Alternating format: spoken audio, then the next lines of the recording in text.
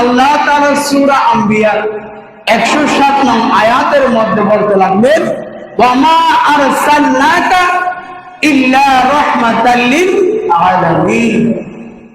হাবিব, আমি আপনাকে সমগ্র সৃষ্টির জন্য, সমগ্র পৃথিবীর জন্য, সমস্ত সৃষ্টিকুলের জন্য রহমত হিসেবে পাঠিয়েছি, প্রেরণ করেছি। সবাই বলেন না সুবহানাল্লাহ।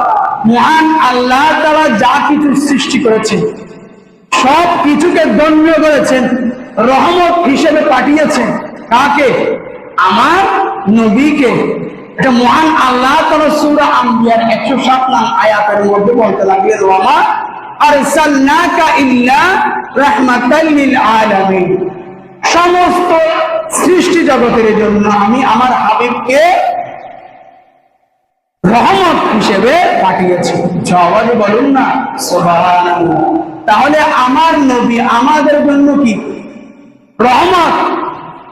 আমার নবীকে পাঠিয়ে, আমার নবীকে পেয়ে আমরা কি ধন্য? আমার নবী যদি না আসতেন, আমার নবীকে যদি না পাঠাইতেন, আমরা যে এখন এত সুন্দর করে মসজিদে আসিয়ে নামাজ পড়তেছি, আমরা যে এত সুন্দর ইসলাম উপভোগ করতেছি, এই সুন্দর মসজিদে আসা সম্ভব হতো? এত সুন্দর ইসলাম আমরা পেতাম? শুধু একটা কথা বললে বুঝে নিবেন, আমার রাসূল আসার আগে নিজের বাবা নিজের মেয়েকে জীবিত অবস্থায় কবর দিতেন। সবাই বলুন না নাউজুবিল্লাহ। যখনকার মেয়ে হলে মানুষ কি হতো? নারাজ হয়ে যেত। মনে হতো ওই পরিবারের মধ্যে একটা বোমা এই মুহূর্তে পড়েছে, এরকম পরিবারের মধ্যে এরকম হয়ে যেত এদের চলাফেরা, কথাবার্তা। তো মেয়ে হলে জীবিত অবস্থায় খবর দিয়ে দিত কে? নিজের জন্মদাতা বাবা। আর আমার নবী আসিয়ে ঘোষণা দিয়ে দিলেন, যার থেকে একটি মেয়ে সন্তান জন্ম লাভ করবে তার জন্য একটি জান্নাত বরাদ্দ হয়ে গেল। সবাই বলুন না সুবহানাল্লাহ। এবার দেখেন আমার নবী আসার আগে যুগটা কিরকম ছিল। আমাদের ভাষায়, ইসলামের ভাষায় জাহিলিয়ার যুগ বলা হয়। মারামারি, হাড়াহাড়ি, অন্যায়, ব্যভিচার, জুলুম, নির্যাতন এগুলোই চলছিল। তো আমার নবী আসার পর থেকে বেদুইন, কাফের, মুশরিকরা আস্তে আস্তে অত্যাচার, নির্যাতন, জুলুম এগুলো কমতে লাগলো। এ পর্যন্ত আমাদের মধ্যে আসিয়ে এত সুন্দর আমরা ইসলাম পেয়েছি, মসজিদের মধ্যে আসিয়ে নামাজ পড়তে পারতেছি। সবাই বলুন না সুবহানাল্লাহ। তাই আল্লাহ তাআলা বলতে লাগলেন, ওয়া মা আরসালনাকা ইল্লা রাহমাতাল লিল আলামিন। হাবিব, আমি আপনাকে সমগ্র পৃথিবীর জন্য রহমত হিসেবে পাঠিয়েছি। সবাই বলুন না সুবহানাল্লাহ। অতএব এরকম নবীর উম্মত হতে পেরে আমরা খুশি না বেজার? বেজার হলে নসিব খারাপ, আর খুশি হলে সৌভাগ্যবান, জান্নাতে। সবাই বলুন না সুবহানাল্লাহ। সালাতুন ইয়া রাসূলুল্লাহ।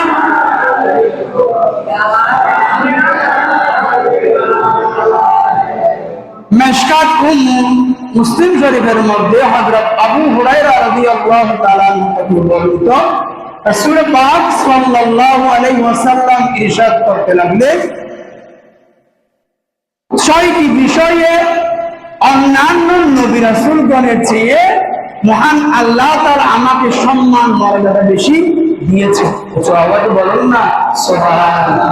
কয়টি বিষয়ে?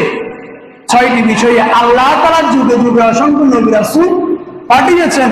হযরত মূসা আলাইহিস সালাতু ওয়াস সালাম, হযরত ঈসা আলাইহিস সালাতু ওয়াস সালাম, হযরত দাউদ আলাইহিস সালাতু ওয়াস সালাম, আদম আলাইহিস সালাতু ওয়াস সালাম। এক এক যুগে মহান আল্লাহ তাআলা নবী রাসূল পাঠিয়েছেন। রাসূল পাক সাল্লাল্লাহু আলাইহি ওয়াসাল্লাম বলতে লাগলেন, এক একজনকে এক এক দিক দিয়ে সম্মানিত করেছেন, কিন্তু সবার চেয়ে মহান আল্লাহ তাআলা আমাকে 6টি বিষয়ে সবার চেয়ে বেশি মর্যাদা সম্মান দান করেছেন। সবাই বলুন না সুবহানাল্লাহ। তার মধ্যে নাম্বার 1 হলো জাওয়ামিউল কালিম তথা অল্প সময়ে বেশি কিছু বুঝানোর ক্ষমতা মহান আল্লাহ তাআলা আমার রাসূলকে দান করেছে। সবাই বলুন না সুবহানাল্লাহ। আমরা বলি না কথা কম কাজ বেশি। দেখবেন অনেক মানুষরা সারাদিন কথা বলে, কিন্তু তার কথাগুলোর কোনো গুরুত্ব, তার কথাগুলোর মধ্যে কোনো মাধুর্য সৌন্দর্য, কোনো ডকুমেন্টস নাই, ফাউল কথা বলে। আবার অনেক ব্যক্তিরা দেখবেন কথা বলবে কম, কিন্তু যে কথাটা বলে এটা কি খুবই গুরুত্বপূর্ণ এবং ডকুমেন্টস সহকারে বলে। একটা লাইন বলবে কিন্তু ওনার কথাগুলো অনেক ভারী ওজনের। সে মহান আল্লাহ তাআলা আমার নবীকে এমন শক্তি দিয়েছে, আমার নবী অল্প কথাতে অনেক কিছু বুঝিয়ে ফেলতে পারতেন, অনেক কিছু বুঝানোর যোগ্যতা আমার নবীকে মহান আল্লাহ তাআলা দান করেছে। সবাই বলুন না সুবহানাল্লাহ।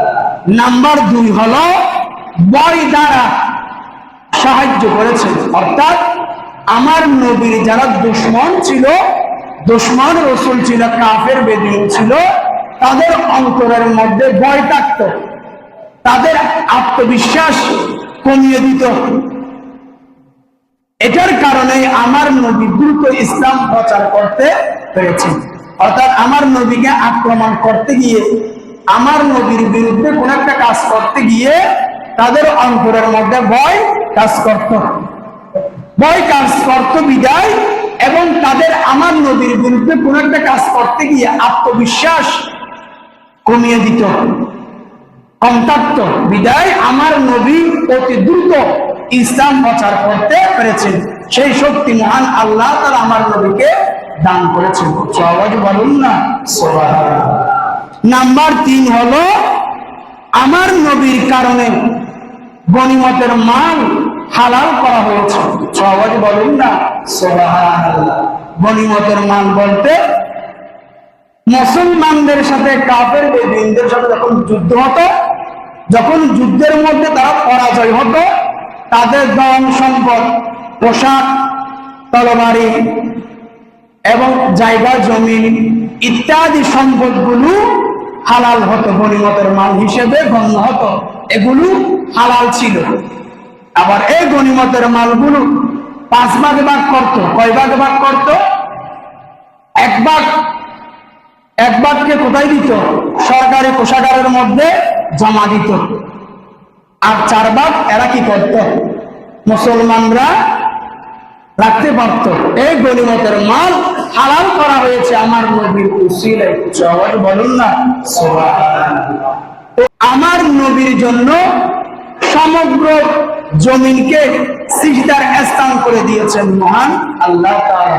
সবাই বলুন না সুবহানাল্লাহ। সেজন্য আমরা যেখানে যাই সেখানে নামাজ পড়তে পারি।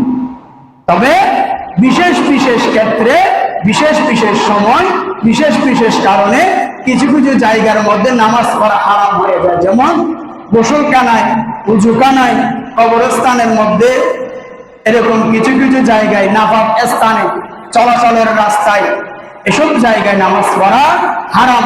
বাকি পৃথিবীর যে কোনো জায়গায়, যে কোনো জমিনের মধ্যে নামাজ পড়া জায়েজ। আমার রাসূলের উসিলায় মহান আল্লাহ তাআলা সমস্ত জায়গা সিজদার স্থান করে দিয়েছেন। সবাই বলুন না সুবহানাল্লাহ। নাম্বার 5 হলো সমগ্র সৃষ্টি জগতের জন্য আমার রাসূলকে রাসূল হিসাবে প্রেরণ করেছেন। সবাই বলুন না সুবহানাল্লাহ। এক এক কওম, এক এক গোষ্ঠী, এক এক জাতির জন্য, এক এক যুগের জন্য এক এক নবী রাসূল পাঠিয়েছে, কিন্তু আমার নবীকে সমস্ত যুগ, খোদার খোদাই, সৃষ্টির শুরু থেকে সৃষ্টি শেষ পর্যন্ত, কিয়ামত পর্যন্ত সমস্ত কিছুর জন্য, সমস্ত নবী রাসূলগণের জন্যই আমার রাসূলকে রাসূল হিসেবে প্রেরণ করেছেন, পাঠিয়েছেন। সবাই বলুন না সুবহানাল্লাহ। নাম্বার 6 হলো নবীগণের আগমন এর সমাপ্ত করেছেন আমার রাসূলের মাধ্যমে। সবাই বলুন না সুবহানাল্লাহ। আমার নবী পর আর কোন নবী রাসূল আসে নাই, আসতেছে না, কিয়ামত পর্যন্ত আসবে না।